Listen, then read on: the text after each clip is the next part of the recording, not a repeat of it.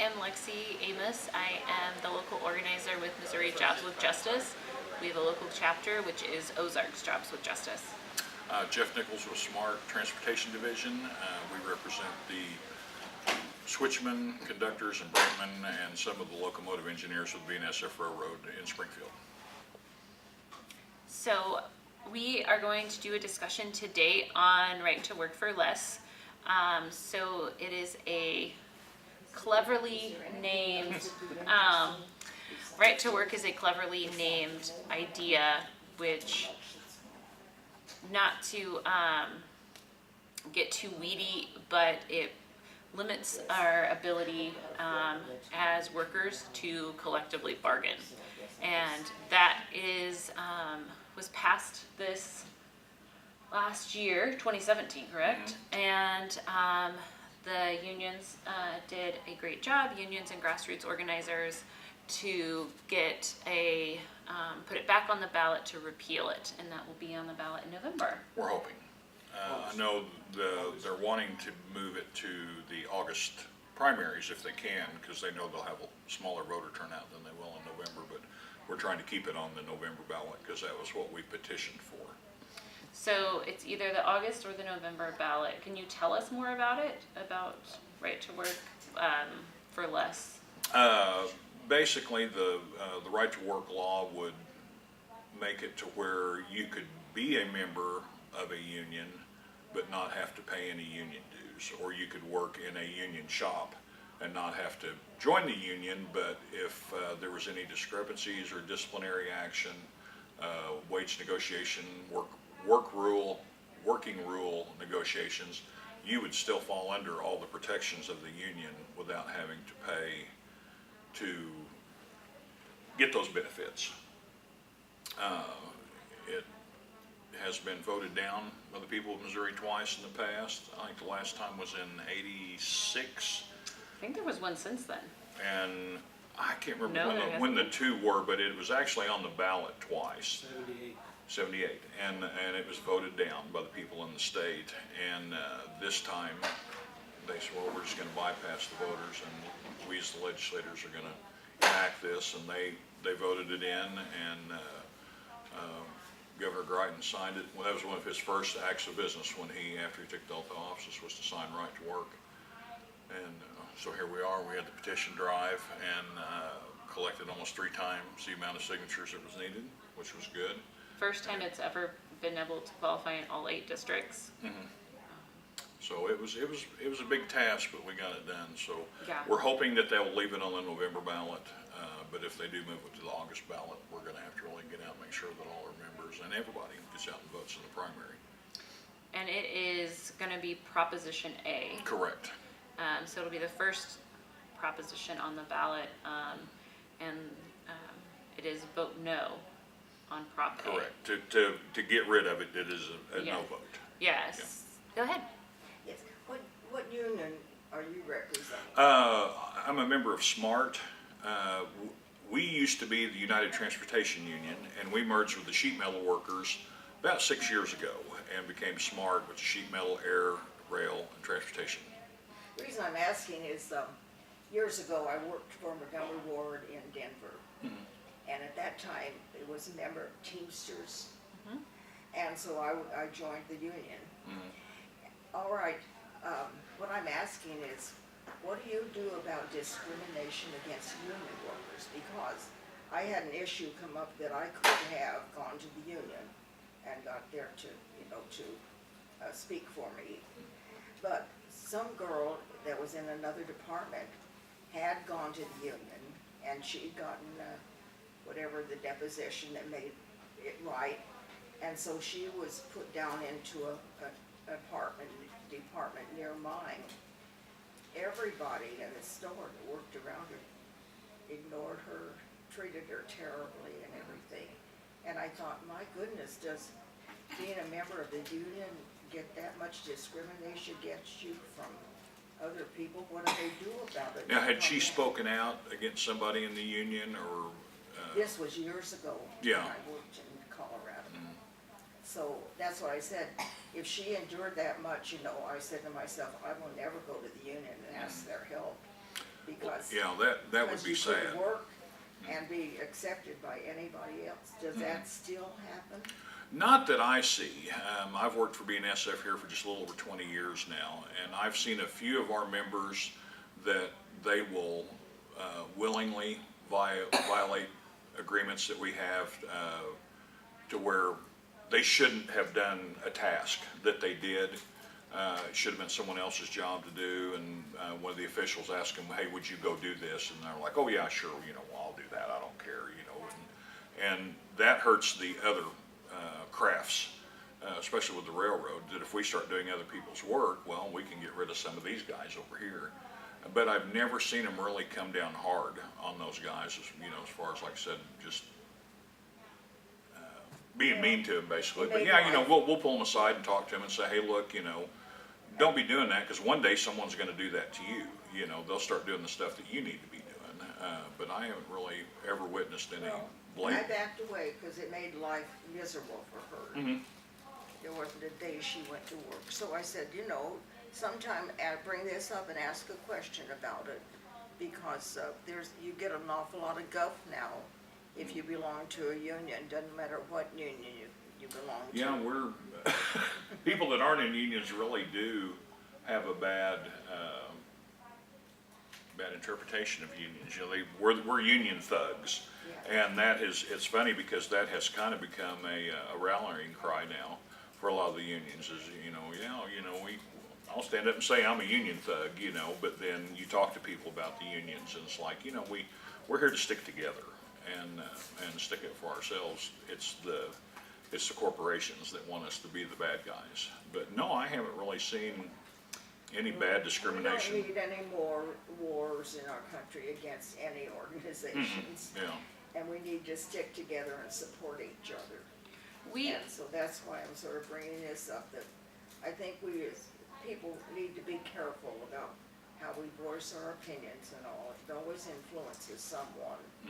so I work for Missouri Jobs with Justice, and we are a nonprofit organization. And what we do is very similar to what you're talking about. So what we do is we bring together faith, labor, student, and community within regions. So we are in Kansas City, Columbia, St. Louis, and the Ozarks. We also do stuff in Cape Girardeau. And what it is trying to help people understand that when we stick together, we do solidarity work, helping workers to find their voice in their workplace, in their community, and in their government. And so making sure that when you have a problem that you can have a grievance procedure, so that when somebody wants to collectively bargain, people understand that that is a way that we can make power as workers together. And we bring faith and community into that, so that we see that when workers are stronger, our community is stronger, our society is stronger, and our government is stronger. And so trying to help people who might have experienced negative association with unions at some time recognize that unions are not perfect, because our society isn't perfect. There's always going to be, power struggles. There's always going to be uncomfortableness. But, trying to help, it's better to have a structure that holds us together, and, where we can come together as workers to voice our concerns about safety, about time, the breaks, about wages, about so many things. And that's where I think, kind of going on right to work, it's really a misnomered way to help people, to make people think, oh, I want to work, I want to get good wages, and not realize that it's actually a way to break us apart. Like, that is the core of if we can't collectively pool our resources together as workers, then it's a lot easier for corporations who have no problem pooling their resources to break us apart. And so I think, and like you were saying, a Supreme Court decision makes it so that we have to, as unions, I'm a member of a union, our organization believes in unions, and as a organizer, we are all unionized. And part of that is that if if we have to represent somebody, no matter what, based on this Supreme Court decision, then it really makes it impossible for us to do what unions were made to do, which is collectively work together. They basically, they take a pin out and watch it fall apart. And Kind of let the air out. Yeah, exactly, yeah. When, did you gather on those petitions? Did Yes. you? Awesome. What was it largely receptive? Was there a lot of? It was mostly effective, and you see three groups of people when it comes to labor unions. You have people that understand that labor unions, like I said, aren't perfect, but they're a necessity. And then you have people that think that we're just absolute thugs, and that unions are awful. And then you have the ones that really don't have an opinion, and if they take the time to sit there and talk with you a little bit, they're like, well, yeah, I kind of get it now. And I know back when that petition drive was going on, I was got in a conversation with a gentleman that he was a business owner, not big business, not small business, kind of in between somewhere. And he thought right to work was really good, so we got talking about it, and I told him, I said, if you will look around, I said, your business may not be union, I said, but you may get it. You probably pay your people a decent wage, they have good benefits, you treat them like they're a part of the organization, and that's where you'll see places out here that don't need unions. They don't need that representation because they're well treated. But if you go into somewhere that is a union shop and really look around, you'll see the need for them to be there because they're just a number. The corporation looks at them as just a number. You're filling a spot. We can get rid of you, get someone else. They don't want to treat you well. They don't want to pay you a better wage. But you will find a few places that you'll go into that really don't need to be a union shop, but yet they are. And there are a few corporations that really do like the unions that they work with. I know this was back 6 years ago, maybe, the Volkswagen plant in Tennessee. I don't know if any of you all are familiar with Volkswagen opened a new plant in Tennessee, and they were inviting the UAW to come in to represent their people. Well, the legislators of Tennessee were like, "Oh no, we don't want any unions in here involved in this," and they threatened Volkswagen to say, "Well, we're gonna get rid of your tax incentives, for new business," and they really browbeat Volkswagen and had a real bad PR campaign towards the workers. Oh no, this is bad, this is bad. So the first time they voted on the union coming in, the employees turned it down. The UAW came in and talked to them, and people from Volkswagen talked to the employees. It was like, we like unions because you guys are involved in the training process, you're involved in the safety process, you guys see the things that we don't see. We would really like to see you guys come in here. We don't care what the state of Tennessee is saying, we're going to be okay. So they took another vote, and it passed by, I believe, like 90%. It passed quite a bit more. And of course, the legislators were furious, and their deal is that kind of opens the door for someone else. Hey, these guys over here are union, they're doing good, they're doing well. Someone else over here is going to try it, and they don't like the unions because we're politically active. And that's what a lot of it boils down to, is they don't like the unions because we're politically active. If they can reduce basically right to work will reduce the money that your organization is bringing in to operate, and we work with so many of the federal regulators on safety issues, OSHA, with the railroad we work with the FRA, we work with the DOT, and if you're not there to be able to do that, that kind of lets them run amok. And states that have, so a lot of the pro right to work narrative lies in that it will grow economies, that it allows businesses to thrive. Mm-hmm. And data shows the opposite, correct? Correct. What was the average? I'm not sure. I don't have any of the numbers with me. I know, I know back when this battle first started last year, the legislators in Missouri that would get up and, right to work's great, and and we get past this, and all these corporations are going to come to Missouri and open plants, and you say, well, who have you talked to? Well, they hadn't talked to anybody. It's just that's kind of the line. It'll help grow Missouri. Well, who's going to come? If we pass right to work, who's going to come in? and they can't name anybody. And I was trying to think who was McDonnell Douglas. No, it wasn't McDonnell Douglas. Somebody just built a new big aircraft facility 2 years ago. And they had the choice between right to work state and non-right to work state, and they went to the non-right to work state. So that, that right there tells you somebody that big, they're not looking There, to save that dime. I know it's over $600 a month, like average. It's between cuts $5,000 to $6,000 average per year. per year, and That's the then difference. a huge increase in workplace deaths, like In injuries, yeah. and injuries. I mean, a massive amount. It's about a 59% increase. And so a lot of those, the numbers, the realities don't mesh, as is often the case, is that it is, and that also hurts employers. I mean, if people aren't paid, the workers leave more often. If they're hurt on the job, they can't work. Right, I mean, right. so like turnover and training and all of those things, like those hurt businesses. And so, yeah, it's definitely, because we have Nebraska, Kansas, and Oklahoma, is that correct? Are all, Arkansas. and Arkansas, and they all have much Right. lower wages around here.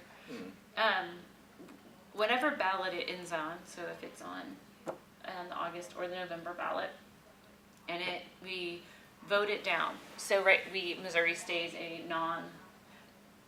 right to work for less state. What do you think is a long-term strategy to keep from becoming? I'm not really sure. It's going to be tough. I know we have a national legislative director for SMART that works full-time in Jeff City, or a state director, excuse me. Then we have a national director that works in D.C. And there's talk at the national level. They want to try to see some kind of right to work at the national level, but they're kind of holding off right now. The timing's not right, but the word in Jeff City currently is if we win this battle, either in August or November, next year they're going to try for a constitutional amendment, which is a different process to make Missouri a right to work state. So we'll have another battle. So it's honestly the only thing that's ever going to stop this is if we can turn the State House and the Senate a little bit more blue, a lot more blue. Because It's if you look at who donates to who, I mean, it's all about money. Most of the Republicans, and don't get me wrong, SMART, we support some Republicans, but they're very labor friendly, they're very worker so oriented. it's really based on if the Doesn't matter if you're a Democrat or Republican. It's like it depends whoever's- on your issues. How do you vote? And we have a few that we support. And I know last year during the national election, at the national level, the transportation industry supported. It was about 75-25, 75% Democrats, 25% Republicans, but they were very pro labor, very pro working family. Probably very pro-transportation also. That's a big deal because a lot of what we do gets tied in with Amtrak. So we that Amtrak funding always kind of helps a lot for our other issues. Excuse me, but I lost my train of thought there. about after we. Oh yeah, like I said, they're going to push for this constitutional amendment. So we're hoping we can turn over and get more Democrats elected because they are always more pro working family and labor. A lot of them, their campaign funds are all small donations. They do get from labor, but we will not go out and try to buy a candidate's vote. We will help them get reelected if they vote pro labor, if they have a good record. We support them based on their record, not on what we want them to do. And you see the Republican Party members, as general, they get more of their donations either from corporations or super PACs or the new dark money. You don't know who they're getting their money from, but when you look at the Mercers and Mr. Tamco These guys, they're the people that want right to work. They don't want to see you have a voice, so they're going to contribute heavily to those candidates that will vote against labor. And so another potential proposition, I believe it is, or we are trying to get increasing the minimum wage also, and that has been something that labor has come out in support of. Oh, yes. And so how does increasing the minimum wage help us as working class people? If you make more, you can afford more, or you can afford a little bit better. The more you make, the more you can spend, and because of that, that's the more tax revenue that the cities and counties and state can generate, and then that goes into your infrastructure, buildings and roads, law enforcement, water and sewer. So anytime anybody makes more money, it's good for everybody, because like I said, you'll have more money to spend, the state will have more money to spend, so will the city, and so it's kind of a win-win for everybody. And increasing the minimum wage is great for everybody. Having labor unions in your area is also good for everybody, because if I can go over here and work for a guy that's non-union and another guy over here that his shop is union and they're probably doing about the same thing, making the same product, well, this guy probably, the union job is going to pay better. They're going to have better benefits. So if this guy wants quality employees, he's going to have to up his game a little bit. I'm going to have to offer a little bit more. I'm going to have to offer a benefit package. So non-union members of corporations will benefit just as much as union members will in that same field if those employers are competing against each other. Yeah. Does anyone have any questions in particular about right to work that we could, right to work for less, or Proposition A, that we could address? Do you know anything about the campaign? The actual campaign? For the election, are they going to? I would say have media campaign. I would say that there will be a real good one. I haven't heard much about when they're planning on kicking it off. Of course, any kind of media campaign, be it mailers or radio or TV, costs money. And so it depends on how much money you've got to spend as to when you actually jump out and hit the airwaves or hit the mailers. And I think our union will probably start doing mailers this summer. And they'll probably wait to see which ballot it's going to be on. So if it's going to be on the August ballot, I would say in July they'll start hitting the radio, hitting TV. If it's not going to be until November, they'll wait till probably early October. They're doing, it's We Are Mo, and Ryan Burke is the head of that, I believe. And they are currently, if you are interested in getting involved, at the point that they're at right now, there is a form to fill out where they will contact you about getting involved with the campaign. And so right now I think it's just a lot of volunteer recruitment, helping people understand that it's vote no on Prop A. So a lot of that ballot language is often super confusing. And so just, honestly, just being very clear on the language, vote no on Prop A, it hurts families, it hurts workers, and it's gonna make us less safe, and it's gonna make us increase poverty. Those are the facts. And so it's, right now, that's kind of where they're at, and then it will move into a more concerted campaign effort, as like he said, trying to figure out if it's going to be in August or November kind of changes the long-term strategy. If we started spending that money now, as it got closer, of course everybody's heard it. They don't. You want to pension. You want to get them right when it's about time. Yeah. And I know the ballot language. It's pretty simple. The ballot language isn't bad. Of course, it's written the way ballot language has to be written, but they did a good job of, it's not confusing. That's good. If you understand it. If you don't understand it, they say that most people, when they read any type of proposition or constitutional amendment or something, if they don't grasp it, if they don't understand it, they'll just vote no. So that was kind of something, ooh, that's good. But it's not written, it's not confusing. You know, like I said, unless you absolutely have no concept of what they're talking about in there. But it's written in conjunction with the deception of the phrase itself. Right. I don't- Right to work, so you Yeah. gotta Right. vote no. That's- It's right to work, well, that don't seem right. Yeah, Do I have a right to work? it Of is, course it's you crazy. There is, as I know right now, they believe, a petition out to make right to work on the ballot as a constitutional amendment. They are kind of like circulating them, and, obviously as an organization that believes in people's rights to collectively bargain, we would encourage everybody to decline to sign that, that would put it on as a, What kind of vote margin does that take, 2/3?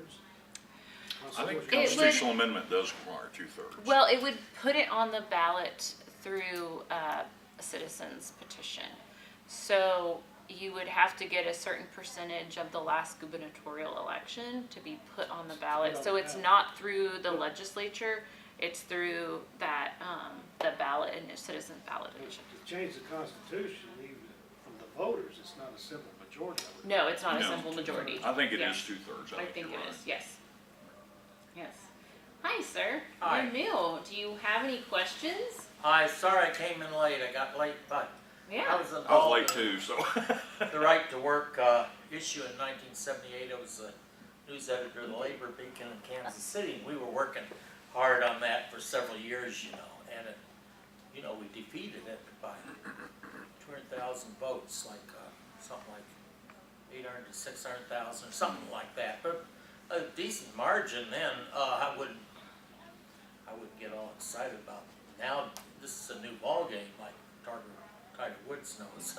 You know, it's not a new thing. We've got to fight it. Yeah. Are you Yeah. a labor person? I'm a journalist, really, Oh, okay. and I was in labor journalism for. Well, it's been in you know, friends with labor, but Mhm. labor journalism for 8 years or so. Did the legislature try to pass right to work before this last? Didn't they? You try and think jog my memory here. There's a picture of it in our office. They may have tried to, yeah, I think they did. But Well, I they've didn't tried get it several They've times. tried it Yeah, I and don't it's think it's been ever- like, Yeah. continually This voted time. down. Yeah. In 78, they That simply was the- said, let's try the easy route, Mhm. and for us as legislatures, we'll go to the public. Yeah. Yeah, they did. And so, yeah, this has been a concerted effort. So I think, like you said, working on it, trying to limit lobbyist gifts and individual campaign contributions is another way that we are looking at. Yeah. So, like through the Clean initiative, is one way to try to think about how to stop this continual attack on labor that we've been fighting for, like you said, since Decades, 78. yeah. This is not a It's new been fight. Even before that. Yeah, that was like the first like Mhm. big I don't know benefit, so. how late Missouri got, you know, got to be not a right to work, but a non-right to work state. What you call it, union shop, or I don't know the correct term, but it was, you know, There's closed shop, Closed shop. open shop, and open shop. something else. There's 3 different terms. And one is you have to be a member of the union to get a job. And the other one is you can get the job and then become a member of the union. But Congress passed a law, didn't they, about 1947 or something, allowing states to Opt out. opt out to Mhm. go to right to work, and I think Truman vetoed it, I'm not sure. I was just a little grade school kid then, but I remember history. Yeah, but they passed it, that was that do-nothing Congress Truman talked about, I think. And then gradually states tried to get it by state now. And another attack that's been happening a lot is prevailing wage. Yes. Yeah, that Do to me you, is a do you thing. want to talk about what prevailing wage is? I don't know a lot about it, but I know the big argument against getting rid of prevailing wage, excuse me, is say like a highway project or a bridge project. If they are required to pay a prevailing wage, most of those contractors or say the state they will go out and just go ahead and hire, union workers to do that, because they're gonna have to pay the same amount to someone else. Well, if we're gonna have to pay the same amount, let's go ahead and hire a union shop, because generally, union members, they're a little bit higher trained, they're held to a higher standard, you're gonna get a better project. Now, if you don't have to pay prevailing wage, it's the lowest bidder, you know, and, where did we just had a bridge collapse in Florida? Yeah, and, it was, you know, a non-union job, you know, and, they're, you know, now they're blaming the contractor, from what I understand, for shoddy work. But in a prevailing wage project, they don't have to hire union. No, they don't And- have to, but they're gonna have to pay that Yeah. prevailing wage. So To you're any looking at worker. paying about the same amount. Do I use, you know, union contractors? Do I use non-union contractors? So it really just allows them to pay workers less if they Right. go through. Yeah. and not- Yeah, So like I said, even it though come- they're working on public projects, so Right. schools, our highways, our Yeah, fire. the places you yeah. really want to have good quality projects built. Uh-huh. Like I said, they can go with, like I said, always go with the cheapest bidder, you know, which even on a prevailing wage contract, they can still be the cheapest bidder, but they're gonna be paying basically what the union contractor's gonna be getting. So it kinda, it's all about just, Yeah, you know, and I kind of understand their argument as well. The state could build more if we could spend less on each project. But it's like, well, how much are you gonna spend fixing it back up later on, or It's true. this collapsed bridge, you know, I mean, you're better off, you're gonna get what you pay for, you know, kind of. yeah.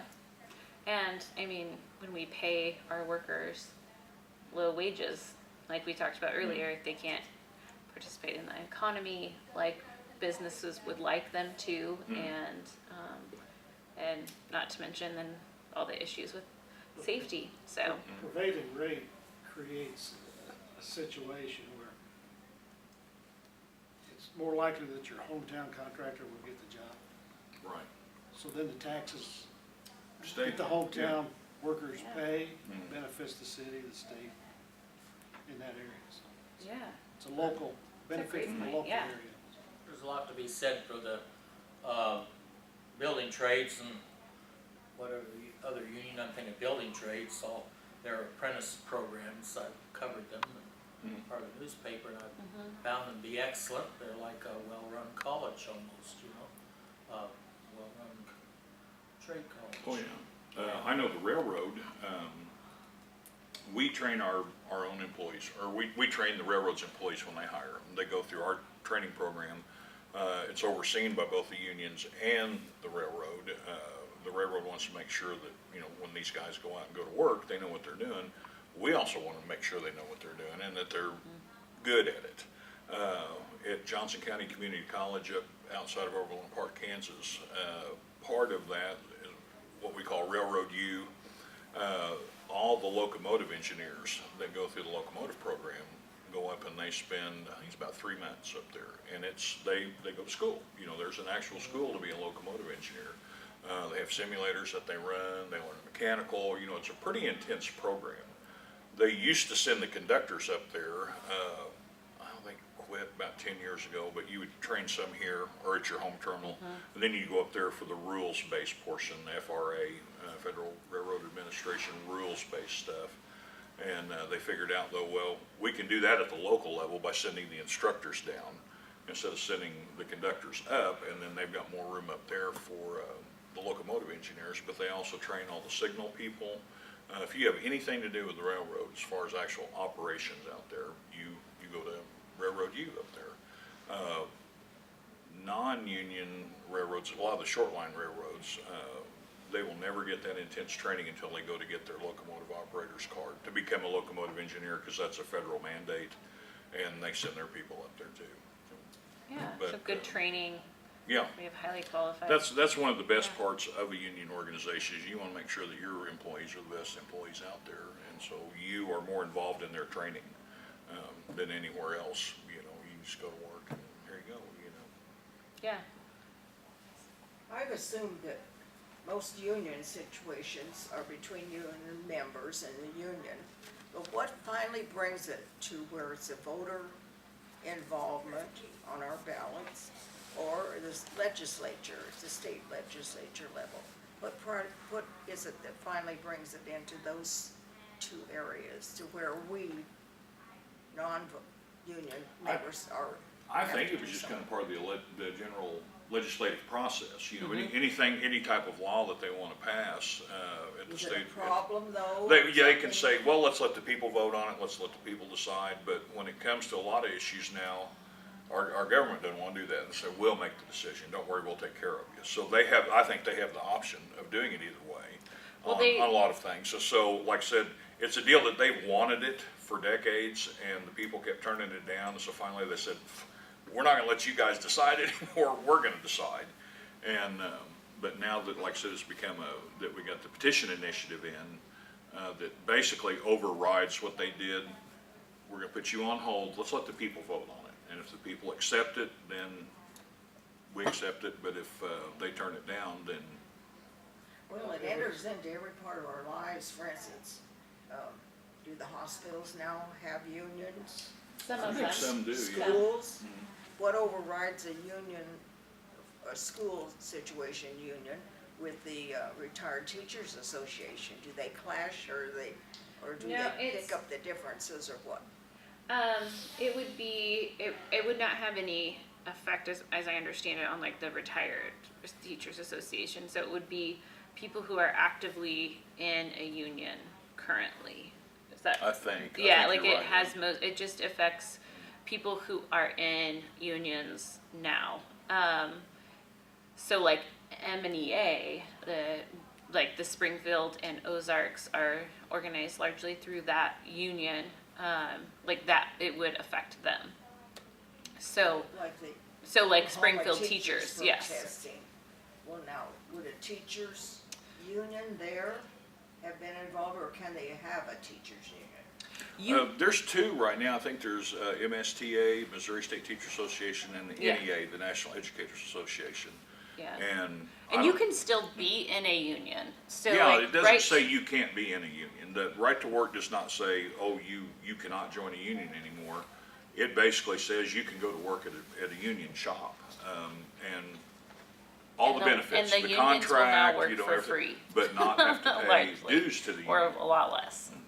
And they have to represent you because of the law. And there's nothing you can really do about it. Yeah, go ahead. This particular vote would not affect teachers or firefighters or policemen or anybody that's a public employee. Yes. This particular vote won't affect them. However, the case that's pending in the Supreme Court Would. will. It will affect every public employee all over the United States. What's the name of that? Is it Justice case. Justice. Janice case. Janice case. Janice case. Yeah, the Janice case. So yeah, it wouldn't. Yeah, public employees are not part of Not part this. of this instant case. Yeah, this particular case, and that is not because of state. That's like you were saying. That's a national. Covered under Yeah. different laws. Yeah. So Question, I've been out of teaching quite a while, I get used to that too, but, the MSTA, or Missouri State Teachers Association, I understand, is not really a union, it's an association. I was a member, Yeah. chairman of the salary committee in the district, and really, you could get advice from everything, but they were really an administrator-run organization. And of course, NEA is a union, and there's the American Federation of Teachers too, may only be in St. Louis, I don't know, but that's the AFL-CIO yeah. union, but they cooperate pretty well with the Yeah. NEA, I think. I know the Trippies, you know. Yeah. The Trippies and my sister used to teach school together years ago, and they were NEA people, and they were always saying, oh, we were always fighting with the people that were in the MSTA, you need to come over, you need to come. Yeah, they do That that. was But If it was they all got administrative. along, you know, but yeah, Yeah, the they talked NEA was together. kind of the big one that really fought for the The teachers. MSTA doesn't have much clout, is what I'm saying, Yeah. it's kind of, Well, I don't know. thank you so much Okay. for coming today. I think we're we are. time. Yeah. Yes. So I appreciate all of your questions. Anybody need to ask more questions out in the hall? We'll clear the room so somebody else can come in. Yeah. In this room, we're gonna have